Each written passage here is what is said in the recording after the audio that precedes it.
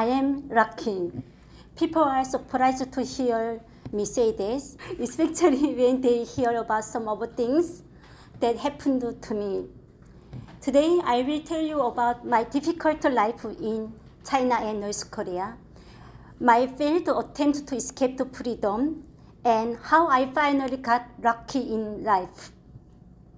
I hope after you hear my story that you will be inspired to join me my mission to raise awareness about what happened to North Koreans in China. Growing up in North Korea, I was brainwashed to believe North Korea was the best country in the world. It was difficult to believe this after seeing my friends and neighbors and my parents passed away from the starvation and disease during the North Korea famine.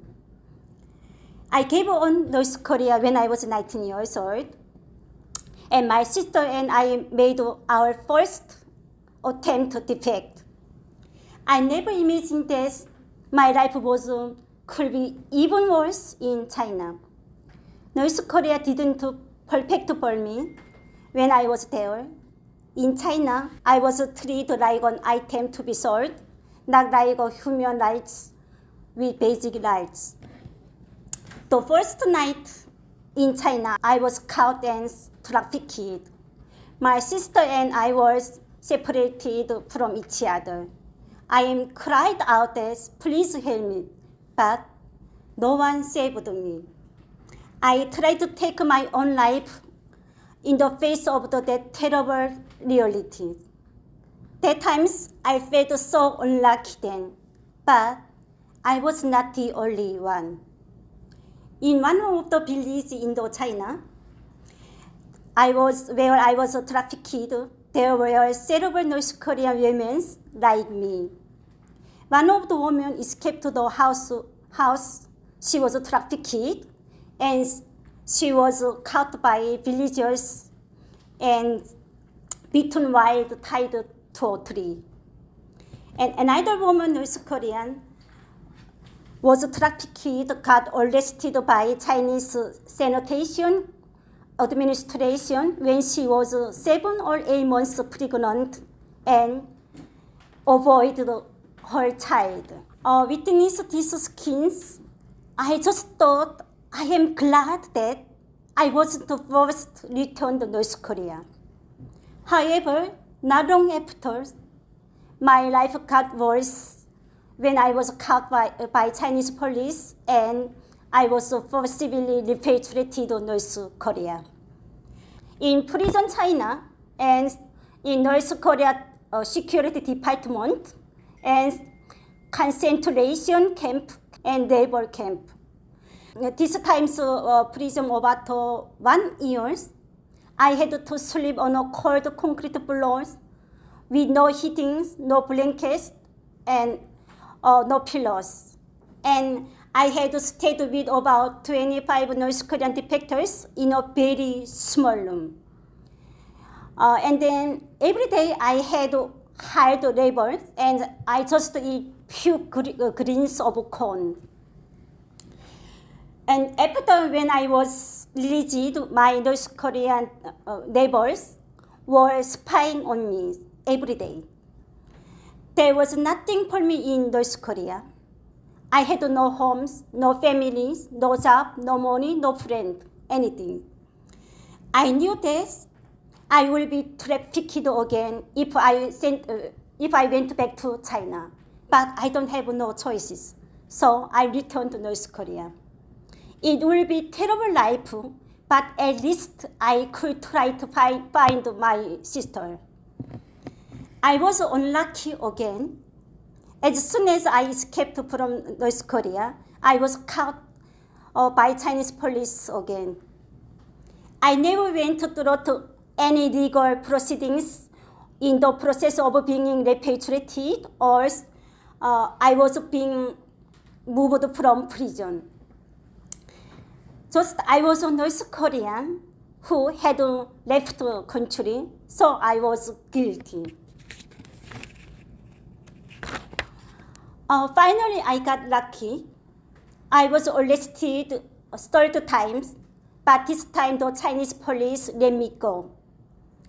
And some Chinese people and North Korea defector and South Korean people who I met in China, they knew about my situations and gathered the money together to help me to escape to China. After first defecting from North Korea and escaping a total 3 times, I finally found my sister and made it to South Korea safely. It took me a decade to escape from North Korea. After going through these kinds of terrible things, I felt lucky to came to South Korea. I found my hopes and found my dreams again, and I have been studying social welfare and working in universities and doing this kinds of human rights activities to live a fulfilling life day by day. But there are many North Korean women still victims of violation, forced marriages, forced childbirth, abortions, assault, and imprisonment and trafficking. Now, what can we do about it? I know that many organizations and individuals are supporting people fleeing North Korea and are fighting for the improvement of human rights and against the Chinese forced repatriation of North Korean defectors. Nevertheless, North Koreans continue to face serious human rights violations. They still don't have the right to leave the North Korea, or they don't have their rights as humans protected when they are in North Korea and China. Therefore, I believe that the convention relating the status of refugees should enact a special refugees law, continue to put strong pressures on China to abide by the law. Secondly, I think China should look for ways to allow international organizations or international NGOs to help North Korean people in China and facilitate human activities. Third, I believe that the Chinese government should establish institutional mechanisms to legally recognize the status of North Korean refugees. However, since China and North Korea are allies, so I believe that whole process should be supervised by an international organization. In addition, I hope that we will continue to investigate the situation of human rights in North Korea and hold North Korea accountable for its human rights abuses and seek various ways for the international community to address them. Through these efforts, I hope that one day we will be able to exert our influence on North Korea to make tangible changes. Thanks to Freedom Speaker International to join my missions. And thanks also to you for your conscience. And then I hope that you will be enjoying my missions. So the North Koreans suffering from North Korea in China will feel as lucky as I do to living in freedom. Thank you.